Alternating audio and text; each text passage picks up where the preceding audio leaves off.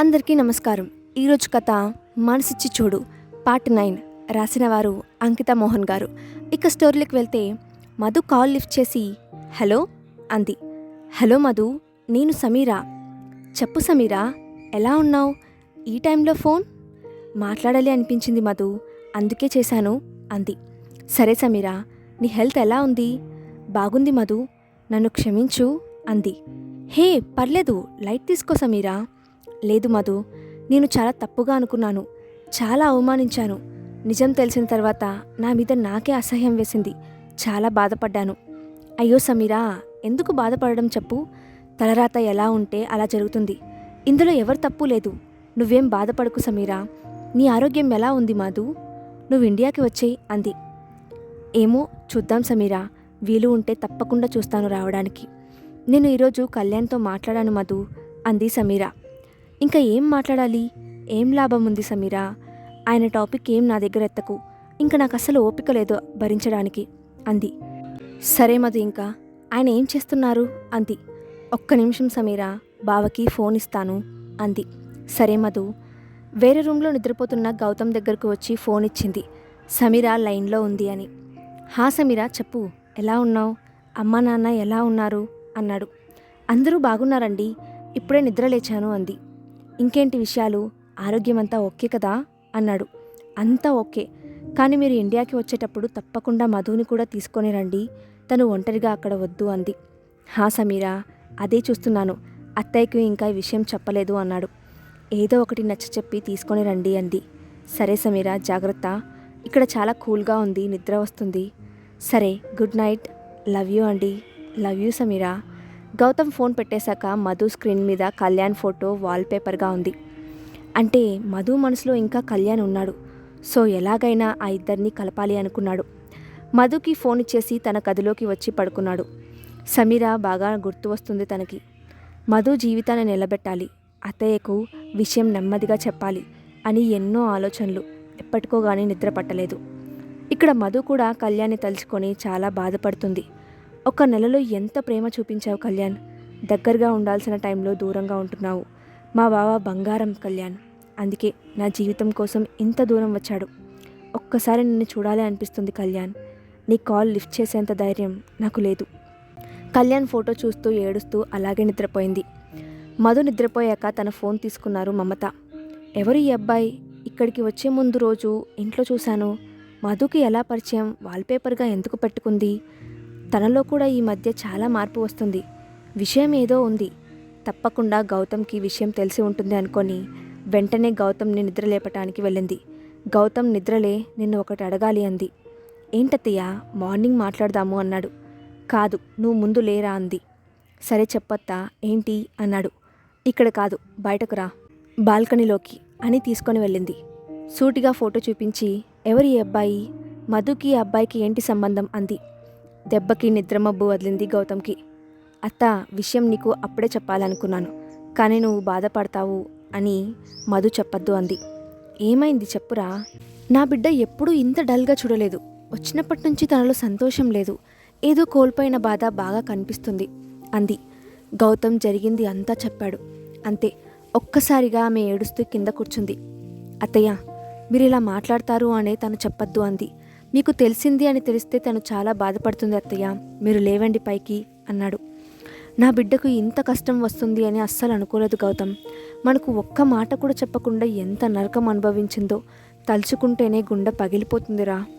అత్తయ్య, ఏమీ కాదు, మధుకి మనమంతా ఉన్నాం కదా, ముందు మీరు లోపలికి పదండి అత్త అన్నాడు. పైకి లేస్తున్న ఆమె ఒక్కసారిగా కుప్పకూలిపోయింది గుండె పట్టుకొని. అత్త అత్త అంటున్నా పలకలేదు. హార్ట్అటాక్ అనుకొని మధుని ఇబ్బంది పెట్టకూడదు అని డోర్ లాక్ చేసుకొని వెంటనే వాళ్ళ అత్తయ్యను హాస్పిటల్కి తీసుకొని వెళ్ళాడు. హాస్పిటల్కి తీసుకొని వెళ్ళేలోపే చాలా సీరియస్ అయింది. గౌతమ్ చేతిని పట్టుకొని మధుని జాగ్రత్తగా చూసుకోరా, తన బాధ్యత అంతా నీదే గౌతమ్. అత్తయ్య, మధుకి ఏమీ కాదు, నేనున్నాను, మీకు కూడా ఏమీ కాదత్తయ్య, కొంచెం ధైర్యంగా ఉండండి ప్లీజ్ అత్తయ్య. లేదు గౌతమ్, నా పరిస్థితి నాకు అర్థమవుతుంది. మధు కాపురాన్ని నిలబెట్టురా, తనకి ఏ కష్టం రాకుండా చూసుకోరా, మధు జాగ్రత్త అని చెప్పి ప్రాణాలు విడిచింది మమత. ఒక్కసారిగా అత్త అంటూ ఎప్పుడు ఏడవని గౌతమ్ కన్నీళ్లు పెట్టుకున్నాడు.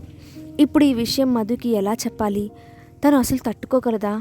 దేవుడా, ఎందుకు ఇలా పరీక్షిస్తున్నావు అని చాలా బాధపడ్డాడు. కొన్ని నిజాలు చేదు అయినా చెప్పక తప్పదు అనుకొని చాలా కష్టం మీద ఫోన్ తీసుకొని మధుకి కాల్ చేశాడు. చాలా గాఢంగా నిద్రపోతున్న మధు ఫోన్ లిఫ్ట్ చేయలేదు. కమాన్ మధు, ఫోన్ ఎత్తు అనుకున్నాడు. చాలాసేపటికి ఎవరు ఈ టైంలో ఫోన్ చేసేది అనుకుంటూ కాల్ లిఫ్ట్ చేసింది. మధు అన్నాడు చాలా బాధగా. బావా ఏంటి ఇప్పుడు పక్క రూమ్లోనే ఉండి కాల్ చేశావు అడిగింది. మధు, నేను చెప్పేది విను, కంగారు పడకు. ఏమైంది బావా అంది టెన్షన్గా. మధు, టెన్షన్ పడకుండా నేను చెప్పే అడ్రస్కి రా అన్నాడు. బావా, హాస్పిటల్కి ఎందుకు ఈ టైంలో అంది. మధు, అత్త ఇక మనకు లేదు, నువ్వు కంగారు పడకుండా జాగ్రత్తగా రా అన్నాడు. ఏం మాట్లాడుతున్నావు బావా, అమ్మ లేకపోవడం ఏంటి అంది. నిజం మధు, అత్తయ్య చనిపోయారు కాసేపటి క్రితం హార్ట్అటాక్తో. మధు వాళ్ళ అమ్మను తలుచుకుంటూ ఏడుస్తూ హాస్పిటల్కి వెళ్ళింది. హాస్పిటల్కి వెళ్ళడం వాళ్ళ అమ్మ కోసం చాలా ఏడ్చింది. గౌతమ్ ఎంత ఓదారుస్తున్నా తల్లి లేని ప్రపంచాన్ని ఊహించుకోలేకపోతుంది.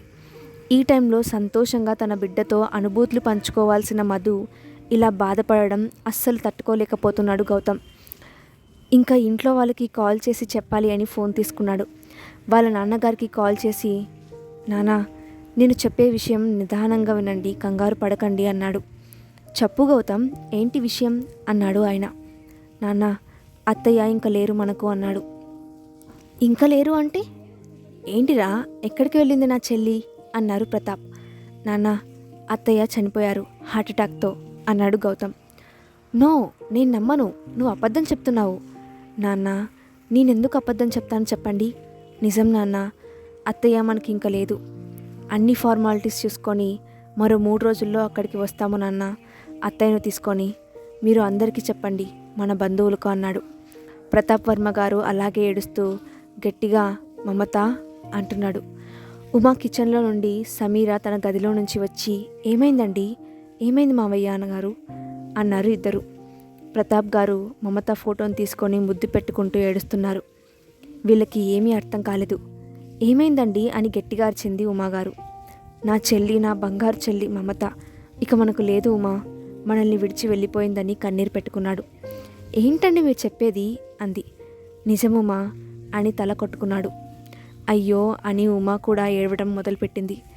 సమీర ఇంకా షాక్లోనే ఉంది. వెంటనే తన గదిలోకి వెళ్ళి గౌతమ్కి కాల్ చేసింది. చెప్పు సమీర అన్నాడు. మావయ్య చెప్పింది నిజమా అండి, ఏమైంది పిన్ని గారికి అని అడిగింది. అదంతా ఇప్పుడు చెప్పలేను సమీర, ఇంట్లో వాళ్ళని జాగ్రత్తగా చూసుకో, మేము మరో 3 రోజుల్లో వస్తున్నాము అన్నాడు. సరే అండి, మధు ఎలా ఉంది అంది. తల్లిని పోగొట్టుకొని భర్తకు దూరంగా కడుపులో బిడ్డను మోస్తూ ఏ సంతోషం లేకుండా ఎలా ఉంటుంది సమీర, చాలా ఏడుస్తుంది తనని ఇలా చూడలేకపోతున్నాను అన్నాడు.